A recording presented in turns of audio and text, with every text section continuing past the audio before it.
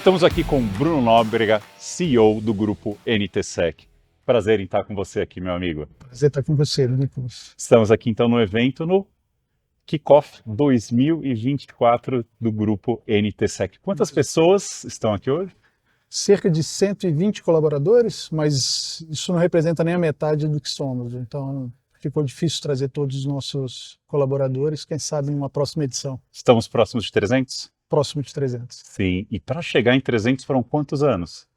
São 16 anos de história, estamos indo para o 17º ano. Para o 17º ano, parabéns. Empreender no Brasil, longe de ser algo fácil. Em cibersegurança, então? Sem dúvida nenhuma. Cibersegurança, na época, não era uma aposta, né? Então, eu até costumo dizer que foi uma feliz escolha numa época onde cibersegurança não era o que se tornou hoje. Então, acho que eu tive aí um presságio e muito feliz e contente com essa escolha que foi feita há muito tempo atrás. Com certeza, porque assim, na nossa época, a gente não vai entregar a nossa idade aqui, Mas mas não tinha essa matéria cibersegurança tão intencional como tem hoje. Lógico que a gente queria que o mercado tivesse mais maduro, a gente conseguisse falar muito mais de risco, negócio, a gente vai abordar um pouco esses temas aqui, mas não era desse jeito, né? Não. Então, antes da gente falar do grande executivo Bruno, eu queria entender um pouco que você compartilhasse com o pessoal essa tua jornada. Você começou em cibersegurança, você começou em negócio,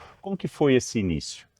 eu sempre tive uma apreciação grande pela parte de segurança, né? Então eu comecei a minha carreira muito em cima das carreiras Microsoft, mas logo fui buscar conhecimento dentro da área de segurança, mas eu não tive a oportunidade de trabalhar com segurança porque a especialização que eu tinha dentro dos produtos de infraestrutura Microsoft, Active Directory, etc., sempre me prenderam em áreas onde eu não tinha tanta condição de trabalhar com a parte de segurança.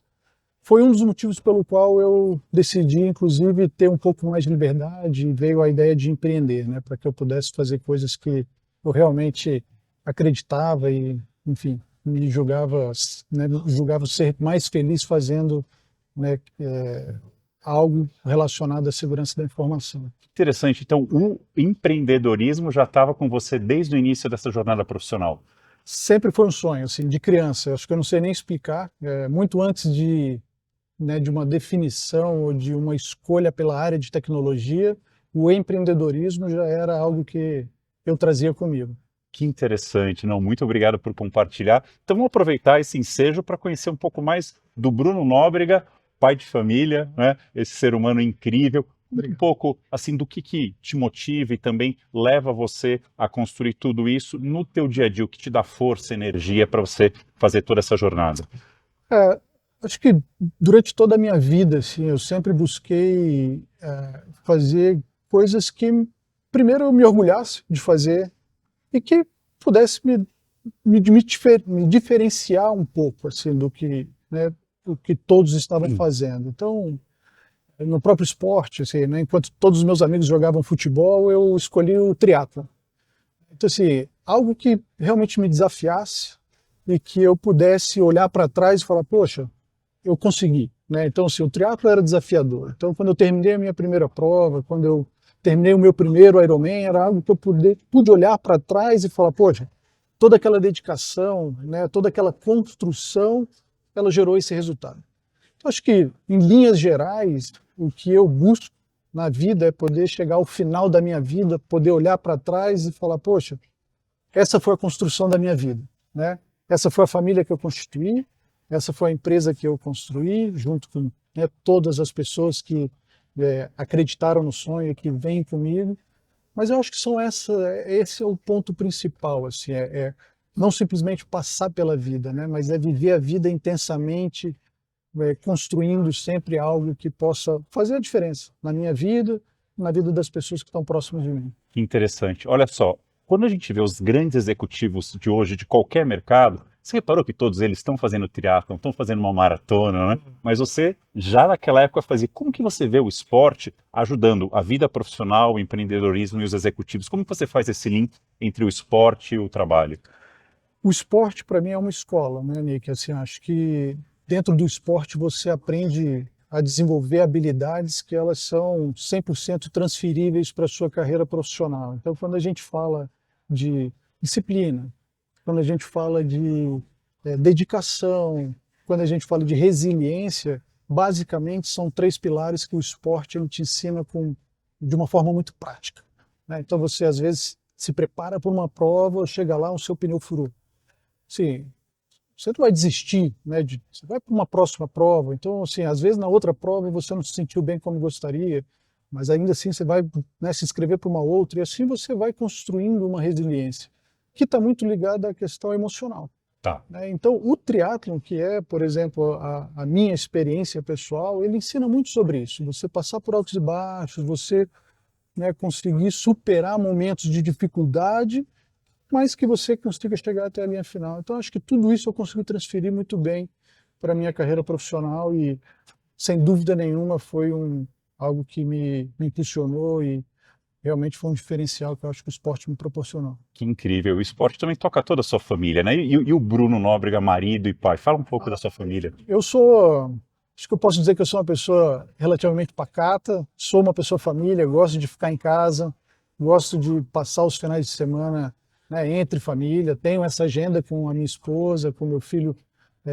e com as minhas filhas também, né, de esporte. Então a minha esposa e o meu filho mais velho são praticantes do triatlo e as minhas 2 filhas hoje estão na natação. Então é realmente uma agenda que a gente tem comum, é o esporte, né? Então são momentos que a gente... Mas também gosto de assistir um filme junto com eles, né? Ficar de pijama até mais tarde, tomar um café da manhã com tranquilidade quando os treinos e o trabalho me permitem. Sim, um churrasco e um vinho também, porque eu já Também. fui na sua casa e também tive esse momento de descontração. Os amigos para mim também são primordiais, assim. Acho que estar envolto com boas pessoas, com os amigos que a gente gosta, são momentos também que eu dou muito valor. Ah, que interessante. Eu não sei se todo mundo sabe disso, mas você também teve uma carreira internacional, não foi? Tive. Você pode falar um pouco dessa experiência e se aquilo também trouxe alguns insights porque você está construindo e construiu até agora? Sem dúvida nenhuma. Acho que a minha primeira experiência que acho que, né, me trouxe bons horizontes, assim, que ampliou bastante a minha visão de mundo foi o meu intercâmbio, né? Então, com 18 anos, fui estudar inglês e aquilo me mostrou que o mundo era muito maior do que Brasília, né? E logo depois, no início da minha carreira profissional, ali ainda na época de estágio, eu fui estagiar no Banco Mundial aqui em Brasília. E logo depois eu tive uma oportunidade de morar nos Estados Unidos, em Washington, pelo Banco Mundial. Que dali eu consegui realmente ampliar a minha visão de possibilidades. E acho que me proporcionou essa questão de conseguir, né, ter reuniões com pessoas, né, que falam inglês. Então isso ajudou bastante no início da construção da NTSEC, porque era um diferencial, né? Eu conseguia interagir com os fabricantes lá fora e não era uma prática muito comum à época, né, de revendas brasileiras terem agendas com fabricantes internacionais. Não, sem dúvida. E para todo mundo que está começando na carreira ou quer oportunidades, inglês é muito importante, mas é algo que a gente também sempre teve na nossa relação desde o início. A gente descobriu que os relacionamentos são feitos entre pessoas. Sim. E a partir do momento que isso acontece, que você investe um tempo, né, para fazer um almoço, um jantar, fazer uma viagem, ir até lá o headquarter, conversar olho no olho, isso faz muita diferença, né? Você tem muito essa pegada de pessoas também, né? Sem dúvida nenhuma. Fica a dica, realmente. Acho que o inglês, ele hoje é matéria básica, né, para qualquer desenvolvimento de carreira, mas a relação com as pessoas, ela é primordial, né? E essa foi uma construção que eu fiz questão, principalmente nos fabricantes que hoje, né, se posicionam como fabricantes estratégicos para a nossa operação. Eu sempre busquei ter uma relação não apenas com o time local, mas criar essa relação, né, com as pessoas que estão lá fora, que muitas das vezes são as pessoas que definem estratégia sobre como as coisas vão acontecer, para que o nosso negócio ele não fique vulnerável a mudanças de pessoas aqui dentro do Brasil. Então, esse é um esforço pessoal meu, de sempre que a gente tem o posicionamento de um fabricante estratégico dentro do nosso portfólio, eu busco criar uma relação com né, as pessoas lá fora também. E muitas das vezes buscando não apenas, o benefício do negócio, né, ou a garantia do negócio, mas conhecer novas culturas, conhecer novas pessoas. As Essa tendências também, né? Eles acabam bebendo da fonte um pouco antes de nós, então a gente consegue levar, trazer isso para o nosso mercado e para os nossos clientes. sem dúvida nenhuma, sem dúvida nenhuma. E essa jornada tem sido enriquecedora, assim, e é o que me faz ser tão grato e feliz nessa atividade que hoje eu desempenho. Ah, que bacana. E o que a gente nota muito, assim, antes da nossa geração, tinham vendedores que se baseavam muito em relacionamento, né? Ah, eu tenho um relacionamento e por isso eu vendo. E a gente já veio de uma geração que a gente tecnicamente entendia muito bem o desafio, se posicionava nos sapatos do cliente, né, para também entender todas as demandas e qual que era o processo ali dentro, e a gente pegava uma abordagem mais consultiva, né? Então, quando você começou a criar o teu portfólio e fazer o teu go-to-market, o que você pensou a NTSEC naquela época? A NTSEC ela surgiu muito em cima dessa ideia, né? Da ideia da especialização e da qualificação técnica. Então, assim, uma empresa que tivesse uma qualificação técnica bem apurada e que tivesse o compromisso de fazer a entrega dos produtos com excelência, foi o que me motivou a começar essa história da NTSEC. Eu vi que existia um espaço para isso. Então, eu comecei exatamente o inverso. Muito técnico, Tá. pouco relacionamento. E num determinado momento eu entendi que aquele era talvez um limitador para mim, né, ou para a história da NTSEC. E aí foi quando eu comecei a equilibrar as coisas, né? Eu falei, agora eu preciso também trabalhar um relacionamento, eu preciso conhecer as pessoas. E aí eu comecei a trabalhar muito esse lado. Foi até inclusive quando eu mudei um pouco da minha carreira técnica para a área comercial, né? Então, durante o início da história NTSEC, eu sempre ocupava uma posição técnica dentro da história NTSEC, e nesse determinado momento eu falei, não, agora eu vou para a área comercial e aí eu vou desempenhar. E foram situações que ao longo do tempo eu fiz a leitura de que se você tem um vendedor que tem conhecimento técnico, a venda ela é mais sustentável, Tá. porque você discute com o seu cliente do problema com mais propriedade. Você não está simplesmente vendendo porque ele é um amigo seu, até porque no início da jornada, eu conhecia algumas pessoas e os meus amigos nunca compraram de mim. E hoje eu entendo por quê, né? Como é que ele ia confiar a segurança de um órgão ou a confiança de uma empresa, né, a uma pessoa, de equipe, né? Como é que ele falou, não, Bruno, eu vou contratar a NTSEC aqui porque você é meu amigo, vem aqui e instala um firewall, mas será que o Bruno vai conseguir me dar suporte? Será que o Bruno vai conseguir instalar isso da forma correta? Então eu até entendo por que os meus amigos geraram tanta resistência na época, né? E hoje é até motivo de brincadeira. Então eu acredito muito, e essa é a nossa estratégia, né? São vendas realmente consultivas, onde a gente vai entender o negócio do nosso cliente e ali desenhar uma solução que seja adequada para cada dor, né? Perfeito. E quando que você notou que teve essa transformação, onde a NTSEC começou a ter um portfólio maior de soluções, mais pessoas, você viu as áreas começarem a se desenhar e você falou assim, caramba, isso aqui está ganhando corpo. Isso... Que ano que foi isso? Quando que você realizou? Acho que meados de 2017 ali a gente começou a enxergar uma transformação, né? 2012, 2013 de fato foi um divisor de águas, porque a gente conseguiu firmar grandes contratos, mas a gente ainda conseguiu trabalhar com uma estrutura muito enxuta. E muitas das vezes eu ouvia de um fabricante ou de outro, você precisa ter um gerente de projetos, você precisa ter isso, e eu falava, não, cara, assim, eu vou manter a minha estrutura enxuta, né, enquanto eu conseguir. Mas de fato o crescimento ele vai exigindo, né, cada vez mais uma infraestrutura, uma estrutura organizacional para que você continue caminhando sem tropeçar. E acho que foi então meados de 2017 que as coisas começaram a tomar um outro corpo e eu entendi que eu já não podia mais ficar discutindo questões técnicas e que eu tinha que realmente confiar no trabalho do time e cuidar de outras coisas que cabiam à minha responsabilidade. Perfeito. Então, nesse momento, a NTSEC era Brasília ou você já estava expandindo para outras localidades? E como que foi esse processo de você levar a NTSEC com essa mesma essência técnica, comprometimento com o cliente, para regiões que, de repente, você não conhecia? Foi exatamente aí, Tá. né, nesse momento, 2017, 2018, onde eu entendi que eu precisava cuidar de outras atividades que a priori cabiam a mim e eu não estava fazendo. Então, pensando em como continuar crescendo, eu senti a necessidade de realmente a gente começar a abrir filiais e eu procurei entender qual seria a melhor forma de fazer isso. Eu vi várias outras empresas tentando fazer essa expansão, né, de uma forma que eu enxergava não ser a melhor forma e não ser a forma que eu conseguiria gerar o resultado esperado. Então, eu fui em cima de um modelo onde a proposta é ter um diretor regional que seja sócio da operação daquela região, né?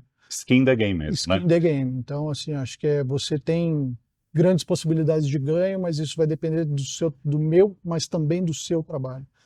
Então, a gente começou a fazer um trabalho de investimento nessas regionais, através de pessoas que conheciam a região, mas que elas têm, né, possuem uma participação societária dentro dessa região delas. Então, assim a gente foi trazendo um a um, né, e hoje a gente tem aí o Peterson, o Thiago, o Masson, o Leandro, aqui em Brasília o Daniel Zappellini. Então, são, foi, né, essa estratégia que, felizmente, acho que a gente pode olhar hoje e dizer que foi uma escolha, uma estratégia assertiva. Eu acompanhei também toda essa jornada, porque quando a gente fala que o grupo está chegando a 300 colaboradores, quantas pessoas vocês tocam no final do dia? 300, né? Cada família é 4 Isso se pessoas. transforma facilmente aí em quase 2.000 pessoas. E aí quando você sobe no palco para passar essa mensagem, mostrar os resultados, não é resultado do grupo, é resultado de todo mundo que vocês estão tocando. Isso deve ser algo incrível para você que gosta muito de pessoas, né? Sem dúvida nenhuma, assim, é um orgulho e também uma preocupação, né, sempre, porque a ideia é essa, assim, a gente, e eu converso isso muito com a Patrícia, o Zappellini, que são as duas pessoas que eu tenho mais no meu dia a dia, sobre a nossa responsabilidade, né, frente a tudo isso, a nossa responsabilidade financeira, a nossa responsabilidade ética, tudo isso, porque no final são muitas pessoas que dependem, né, da NTSEC, do grupo NTSEC. Então a minha maior preocupação é essa, assim, o quanto que a gente consegue se manter cumprindo com os nossos compromissos, né, para que todas essas famílias não tenham nenhum problema por conta do nosso trabalho. Perfeito. E a dinâmica que me chamou a atenção aqui no final dessa primeira etapa do evento foi aquela nuvem de palavras, porque quando você ouve os grandes executivos falando os desafios do dia a dia, os livros que eles escrevem, sempre tem essa questão que é muito importante. Uma empresa ela só vai ter sucesso, né, e chegar num tamanho incrível e continuar fazendo o que fazia desde o início se a cultura for, né, inserida em todos que estão ali dentro da empresa. Mas quando você passa, né, de 10, 20, você, Bruno Nóbrega, né, Patrícia, não conseguem mais garantir que isso vai chegar na outra ponta. E aí você vê aquelas palavras, comprometimento, gratidão, empenho, que são as coisas que você sempre teve desde o início, né? Como que vocês conseguem manter isso com essa empresa crescendo tão rápido? Esses, sem dúvida nenhuma, é um dos grandes desafios que a gente tem, né? Eu costumo dizer que hoje um dos problemas ou desafios que a gente tem é contratar, Tá. para a gente saber que a gente está contratando uma pessoa que ela não vai, né, trazer problemas para o nosso ecossistema, que é um ecossistema que a gente busca ter essa harmonia. Então, eu conto hoje muito com programas, né, e a gente tem hoje uma pessoa extraordinária, que é a Lilian do RH, então ela se esforça e ela sabe dessa importância de conseguir fazer com que essa mensagem permeie, né, por todos dentro da empresa, mas também através de, enfim, né, muita tutoria com os diretores regionais, né, mostrando o caminho, muitas das vezes não apenas com palavras, mas com demonstrações, né, de falar, cara, vamos fazer assim, ou a própria tratamento para com eles também já é um exemplo, mas sem dúvida nenhuma, esse é um dos grandes desafios que a gente tem hoje, mas também acredito que o meio seleciona. Então também já tivemos várias situações onde contratamos excelentes profissionais, quando você olha a parte técnica e etc., mas que não se adaptaram a esse meio, né? E aí eles acabam, muitas das vezes, também nos deixando por conta própria. Então, um pouco das duas coisas. Não, mas parabéns, a cultura é algo muito importante, né? Então a gente veio dessa tua trajetória, né? Bons conhecimentos técnicos, super empreendedor, você como executivo, mas quando a gente olha para o mercado, tem outros desafios também. Você tem fabricantes que não mudam o modelo de negócio e a gente vê, né, que hoje a maneira como tecnologia é contratada, como a gente tem que expandir, tem um desafio e também tem o cliente do outro lado que na maioria das vezes ainda continua, né, naquele modelo anterior, não contratando através de demanda, não respeitando a sazonalidade, e você tem que fazer um desembolso enorme para conseguir, quando for necessário, chegar naquele ponto. Então, em termos de modelo de negócio, que está mais aderente à modernidade, toda a transformação digital que a gente tem, como que você vê uma abordagem de sucesso? Que acho que são dois pontos, dois grandes pontos de desafios que a gente tem hoje no nosso mercado, assim, né? Que acho que esses dois pontos eles são fortalecidos pela, talvez, às vezes, muitas das vezes, uma falta de maturidade do nosso mercado. Um é a questão da, como você falou, fabricantes que às vezes têm modelos muito engessados, e aí a gente hoje tem uma demanda tropicalizada de contratação de serviço, por exemplo, né? Tecnologia como serviço, e a gente não tem como dolarizar as nossas dívidas, né? Porque seria um risco muito grande. Então isso, de fato, requer um aporte nosso, muitas das vezes, upfront, né? Então a gente tem que fazer um investimento inicial para ganhar isso ao longo do contrato. Felizmente, a gente tem dado conta, né, por conta da gente ter construído ao longo de todos esses anos uma empresa sólida, com um bom fluxo de caixa. Isso tem nos permitido abordar esse tipo de oportunidade.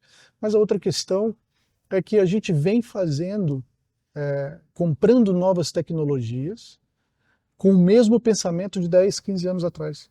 Então, assim, a gente precisa evoluir a nossa forma de contratação. As tecnologias, elas avançaram e né, as nossas especificações, as nossas necessidades, as nossas solicitações de necessidades, elas precisam mudar junto com a tecnologia.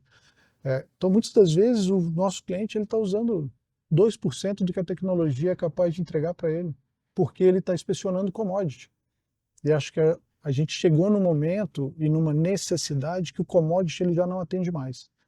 A gente precisa evoluir no sentido de entender qual é a tecnologia disponível, descobrir qual é a nossa dor, né? Isso falando do lado do cliente, e o cliente ele tem que se preocupar em contratar solução. Perfeito. Eu tenho um quadrado, eu preciso tampar o quadrado. Então, cara, eu preciso tampar um quadrado. Se o fabricante não tem uma tampa para o quadrado, cara, assim, eu não posso me adaptar à sua solução. Eu preciso tampar o quadrado. Se existe alguém para tampar o quadrado para mim, é isso que eu vou contratar. Então, são muitas questões aonde a gente vê o cliente se adaptando à tecnologia para poder contratar. Quando a gente deveria ter o inverso acontecendo, né? É descobrir qual é a necessidade do nosso cliente, identificar quais são as tecnologias e aí a gente entregar a tecnologia adequada para o nosso cliente. Mas dentro do nosso modelo de negócio, onde o cliente ele lança, seja um edital, uma RFP, uma especificação, ele precisa começar a especificar a necessidade e não a característica do produto, né? Se o produto vai piscar azul ou vai piscar vermelho, pouco importa. Eu só preciso que você cuide desse meu desafio, né? Que você traga uma solução para esse desafio. E para desafiar esse status quo seria o quê? Entregar mais conhecimento para o cliente para que ele entenda os benefícios, ou realmente há uma zona de conforto de que diz que sempre foi feito desse jeito e se eu continuar fazendo desse jeito vai ser o melhor? Eu acho que por parte do mercado é muita resistência da mudança, Tá. né? E o que a gente tem buscado fazer é criar sempre conteúdos que sejam esclarecedores e que tragam conhecimento, né? Não simplesmente conteúdo por conteúdo, que a gente consiga elevar o nível de conhecimento do nosso mercado a ponto de começar a ter discussões mais ricas, Sim. né? Porque a partir do momento que o cliente se permitir entender, que ele se permitir ouvir e ele não estiver resistente à mudança, eu acho que ele vai começar a enxergar os benefícios das novas tecnologias e dali a gente consegue, né, realmente desenvolver uma conversa construtiva para um patamar de entendimentos e ali, de repente, mudar um pouco esse cenário de como a contratação deve acontecer daqui para frente e não simplesmente repetir o que a gente vem fazendo há 15 anos. O que trouxe a gente até aqui não é o que vai levar a gente até o outro lado. Então, acho que basta né, para abraçar esse novo modelo, para passar por essa transformação e, a partir daí, o pessoal entender que é possível e que os benefícios são claros a todos, né? Perfeitamente, é isso aí. Voltando ao início, que a gente tinha conversado, que você falou assim, né, tanto do cliente inseguro ali, né, de ter NTSEC porque eram poucas pessoas, ou até o fabricante não passando projetos grandes, ou não às vezes querendo estabelecer parcerias com você, tudo isso mudou, né? Então hoje você consegue atender os maiores órgãos, os maiores clientes do Brasil, né? E também os fabricantes hoje, eu acho que inverteu, né? Eles estão batendo na sua porta. Como que você gerencia tudo isso? É. Assim, sem nenhuma modéstia, de fato essa foi uma construção, assim, né? Eu acho que tudo que hoje é, a gente tem acesso foi de fato uma construção não apenas de entrega de projetos ou de número de faturamento, mas de uma conduta dentro do mercado, né? A minha preocupação sempre foi muito em cima, não do tamanho que nós vamos se tornar, mas muito da forma como a gente vai chegar até lá. Então, o nosso compromisso com os nossos distribuidores, por exemplo, é algo que eu levo muito a sério, né? Então, a gente não mistura dinheiro de projeto, a gente não deixa de pagar distribuidor porque a gente usou o dinheiro para tapar buraco de um lado ou de outro, assim, e sempre muito transparente. Então, acho que parte das coisas que chegam e das oportunidades que chegam hoje, elas também se traduzem por isso, assim, pela questão da gente ter sido sempre muito transparente nas nossas parcerias, a gente ter sido sempre muito coerente com com os nossos compromissos e os comprometimentos de parceria, a gente não olha o deal pelo deal, então se a gente desenvolve um trabalho com um fabricante, a gente vai com ele até o final, independente se a gente vai ganhar ou perder, né? A gente não tem fabricantes que se chocam dentro do nosso portfólio a ponto da gente ficar, né, manipulando as oportunidades ou nada disso. Então, acho que um pouco de cada coisa nos trouxe aonde estamos. E, de fato, né, felizmente, nós temos, muitas das vezes, fabricantes que nos procuram para desenvolver negócio, mas ainda temos sempre essa cautela, né, de entender o que o fabricante faz, entender como que ele se encaixa no nosso portfólio e se ele vai gerar sombreamento ou choque com os fabricantes que já estão conosco há tanto tempo, né? Então, preservar esse ecossistema de forma saudável é sempre uma preocupação. Sim, e o que você trouxe para esse evento aqui, que é o Better Together, né? Acho que traduz muito bem isso que você está falando, né? A construção de levar uma solução para o cliente final ter ele satisfeito é uma construção também desse relacionamento, das integrações, né? E de todo mundo entregando da melhor maneira lá do outro lado, né? Sem dúvida nenhuma. São dois slogans que a gente traz, né? O Better Together e o Always There. E o Better Together é muito sobre isso, assim, né? De um ambiente colaborativo, a gente vai sempre entregar um resultado melhor para o nosso cliente. Então, temos regionais, temos muitos colaboradores e muitas competências dentro desse ecossistema.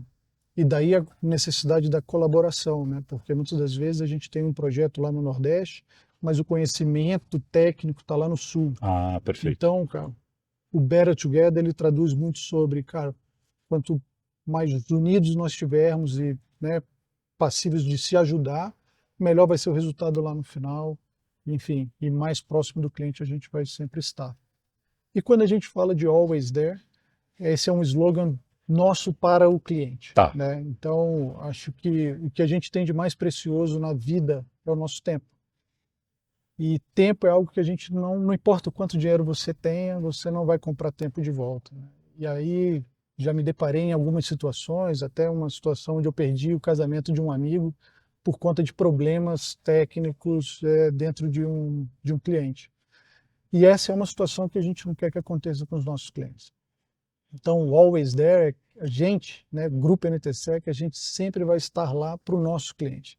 E se ele tem a festa do aniversário do filho dele, se ele tem o casamento do melhor amigo dele, a gente quer que ele esteja lá e não dentro do data center dele. Eu quero que ele esteja lá sabendo que o Grupo NTSEC está lá cuidando do problema e que ele vai ser avisado quando tudo se normalizar. Ah, que incrível, não? Parabéns, super coerente, faz todo sentido. A gente falou um pouco do crescimento de vocês através das filiais, né? Mas também vocês têm esse crescimento também através de aquisições, né? Não só o crescimento orgânico, mas as aquisições. Como que isso funciona dentro do grupo? Tivemos assim, não é uma prática nossa, né? Fazer as aquisições, assim, isso nunca foi parte do nosso planejamento, até porque os passos sempre foram passos orgânicos, né? Sempre muito pé no chão e pensar em comprar uma empresa é algo que sempre foi muito distante das possibilidades que eu enxergava. Mas né, o universo e a vida ela vai te trazendo desafios a cada momento, novos desafios. E esse foi um desafio assim, que a gente hoje se orgulha muito, né, de ter encarado e apostado de que ia dar certo. E deu muito certo, né, que foi a aquisição da Ziva. Por uma conversa despretensiosa com os antigos sócios, a gente pensou em vários modelos onde faria uma fusão, de repente criaria-se um conselho, e eu me vi em situações onde eu talvez pudesse perder um pouco da liberdade que a gente tem hoje de criar, tomar decisões, etc. Me vi, de repente, tendo que discutir ideias com 3 pessoas, né, mais experientes e que talvez isso pudesse me engessar bastante. Então, foi quando eu, né, tive uma outra conversa com eles e falei, ó, dentro desse modelo eu não tenho interesse porque eu não quero perder essa liberdade que eu possuo hoje. Então, passou-se ali algum tempo e eles voltaram falando, não, a gente entende que da forma como a gente vem fazendo, se a gente não inovar, se a gente não colocar um sangue novo, esse nosso negócio, esse nosso modelo de negócio, ele não que ele esteja fadado, né, a acabar, mas a gente vai ter cada vez mais dificuldade dentro do mercado de se manter fazendo o que a gente faz. Então eles, né, chegamos num acordo de aquisição e felizmente a gente estava no lugar certo, na hora certa, são pessoas incríveis Que legal. que, né, acho que eu me preocupo muito em dar continuidade à história que eles construíram com a Ziva e cuidar da família Ziva da forma como eles cuidaram até aqui. Então, é uma relação hoje muito de amizade, assim, né, e de tutoria, porque são pessoas que construíram uma história muito bonita. Então, vez ou outra, eu ainda vou buscar conselhos lá e, né, peço a benção. Ah, que ótimo. E esses modelos, então, de você crescer organicamente por aquisição, vocês já cobriram o Brasil todo. O grupo agora, olhando um pouco de futuro, falando para onde vocês estão indo, o que seria o próximo passo? Seria tentar algo internacional? Seria ter uma presença maior de representatividade do mercado de cibersegurança no Brasil? Compartilhe um pouco com a gente o que você está vendo de futuro. Portugal já é um projeto nosso de bastante tempo, né? Ele foi, de certa forma, hibernado por conta da pandemia. Pouco depois da pandemia, dentro dessa expansão nacional, a gente viu que a gente estava tendo algumas dificuldades em algumas regiões. Então, nesse primeiro momento, a ideia é fortalecer o Sudeste e o Sul, que são as duas regionais que hoje a gente ainda tem um pouco de resistência, a gente ainda não conseguiu ocupar bem os espaços, mas certamente em 2025 o projeto Portugal ele é retomado e a gente já tem também alguma coisa para o Canadá. Que ótimo, que ótimo. Então, vamos só relembrar um pouquinho 2023 e a gente falar um pouco mais também de 2024. O que você poderia resumir desse grande ano de 2023 que foi para o Grupo NTSec? 2023, sem dúvida nenhuma, um ano para ficar marcado, né? Mas o nosso horizonte é um horizonte muito bom, então acho que ele vai ficar marcado, mas teremos outras marcas para frente. Mas 2023 realmente foi um ano onde a gente estava melhor organizado, então esse estabelecimento de metas foi um estabelecimento de metas realmente desafiador. A ideia não era, né, deixar que o time permanecesse numa zona de conforto, mas o time ele é extremamente capaz, é um time muito bom, né? E foi o resultado que a gente teve, 10% acima da meta que a gente achava que talvez fosse difícil de atingir. Incrível.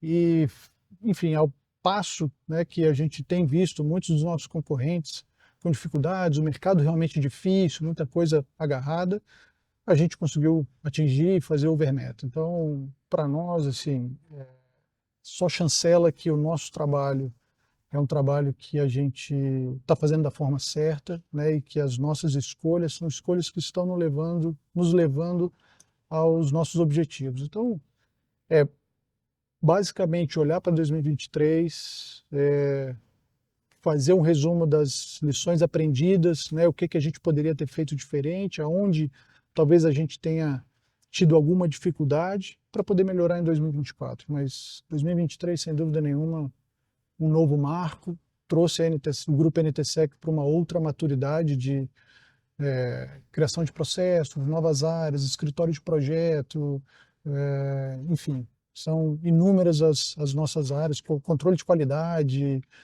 a gente tem uma área de pricing agora, então assim, o nível de maturidade que a gente atingiu em 2023, se tiver que olhar entre tudo isso e as metas, talvez isso ainda tenha sido mais relevante do que o próprio número que a gente alcançou. Perfeito. Então, deixando agora o executivo de lado, pegando o Bruno visionário, esse slogan aqui também do evento do Kickoff, que é muito importante, né? Construindo hoje um amanhã mais seguro. Qual que é essa visão, assim, né? De modo de pensar, de executar, de portfólio, de serviços? Como que é esse amanhã mais seguro que a gente vai construir? A gente, assim, né, uma vivência de mercado nos traz a leitura de que muitas das vezes o nosso cliente não sabe como comprar tecnologia, assim, o momento de comprar determinada tecnologia. Então, é muito fácil, né, eles atropelarem o processo e comprarem tecnologias desconexas. E isso não traz nenhum tipo de benefício. Você tem, às vezes, boas tecnologias, mas que elas não se conversam. Você cria complexidade para o seu ambiente. Silos que acabam sendo uma porta de entrada, mais um vetor de ataque, né, para o hacker. Muitas das vezes você faz grandes investimentos e você aumenta a sua vulnerabilidade. Ao invés de criar mais proteção, você simplesmente cria mais superfície de ataque. Então, da forma como a gente enxerga e o construindo hoje um amanhã mais seguro, se traduz em, primeiro, planejar, primeiro, né, criar uma jornada de segurança, entender em que momento você está e a gente criar um planejamento para que você chegue amanhã, né, num resultado esperado e de fato você tenha a segurança esperada. Então acho que é conseguir trazer toda essa ansiedade do cliente um passo atrás, sentar com ele, falar sobre jornada, né, de segurança e ali a gente caminhar junto ao nosso cliente nos próximos 5 anos a ponto de conduzi-lo até o momento que a gente entenda que aqui você está seguro, né? Então é um trabalho em conjunto, é um trabalho que a gente tem formatado e que a gente acredita muito. Assim. Hoje você pega, por exemplo, a questão do SOC, isso está sendo discutido e falado aos 4 cantos do mundo, assim, mas nenhum cliente para se questionar sobre a conta. Eu estou pagando o SOC no momento zero, mas o SOC não está implementado. Não tem o processo, não tem a governança, não tem nada. Mas o cheque está sendo pago todo mês.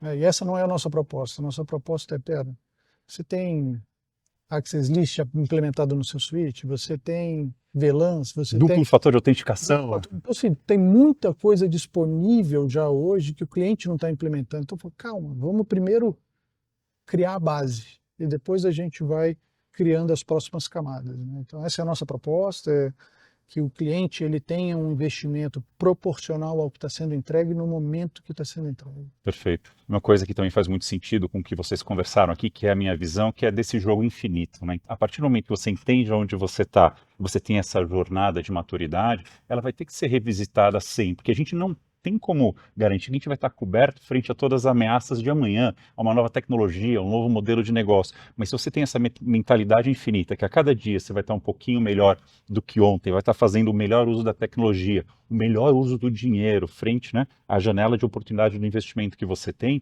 aí sim você vai estar preparado para qualquer desafio que vier, não é verdade? Sem dúvida nenhuma. Eu acho que essa é a visão e é exatamente isso que a gente tenta trazer para o mercado, né, e mostrar que existe um caminho. Ele só precisa se disponibilizar, né, se colocar disponível para seguir essa jornada junto conosco. Uma outra questão, até fazendo um gancho sobre o que você me perguntou em relação à questão da Ziva, né, e uma das coisas que nos motivou bastante sobre a questão de fazer a negociação com a Ziva dar certo é a questão do one-stop shop. Tá. Né? O que a gente tem visto também no mercado é que muitos dos clientes possuem muitos fornecedores, muitas tecnologias, e quando ele tem um problema, o problema é dele. Né? Nunca é de nenhum fornecedor, os fornecedores ficam um jogando para o outro, e aí você tem um cliente fazendo um investimento fenomenal em cima de tecnologia, né? Contas absurdas, e quando ele tem problema, ele está sozinho. Então, uma das coisas que a gente tem como proposta também é consolidar contratos, né, proporcionando menos complexidade de gestão e economia financeira. né? Então, dentro de um único contrato, certamente a gente vai conseguir entregar uma solução, né, e que ela seja economicamente mais vantajosa para o nosso cliente final. Que no final do dia é reduzir o risco e garantir a continuidade do negócio. Como que a gente vai fazer essa jornada, o que vai estar envolvido, isso é a expertise que vocês têm. Mas no final do dia, né, o governo tem que continuar cuidando da população, né? Quem fornece água tem que continuar fornecendo água. Quem produz matéria que continue fazendo e deixa essa jornada, né, para que tenha essa discussão muito mais na esfera de negócio do que no bit byte, do que numa paixão por um produto A, B ou C, né? Sem dúvida, sem dúvida. Assim como assim na esfera pública, mas também nos clientes da iniciativa privada, né? A gente tem muitos clientes da área de saúde, da área que é o que a gente quer, né? Assim, vocês têm coisas muito mais importantes para cuidar, que são as vidas, e cara, essa parte aqui deixa que a gente cuide e que a gente vai, né, tem um comprometimento de entregar o melhor que a gente pode. Perfeito. E tem alguma coisa que eu deixei de te perguntar, alguma coisa que você queria falar ou enfatizar desse nosso bate-papo? Não, a priori o que me cabe agora é realmente fazer um agradecimento enorme, né, em nome de todos os meus colaboradores, parceiros de negócio, amigos. Tem sido uma jornada incrível, né, e eu não poderia almejar uma vida e uma jornada diferente, sabe? Acho que não tem nenhum aspecto que eu possa me queixar. Então, estou eternamente grato pela possibilidade de viver essa vida na intensidade que eu gosto, né, da forma como tem sido e tem acontecido. Ah, que maravilha, meu amigo. Muito obrigado e parabéns por Eu que tudo, viu? agradeço. Valeu demais. Muito bom.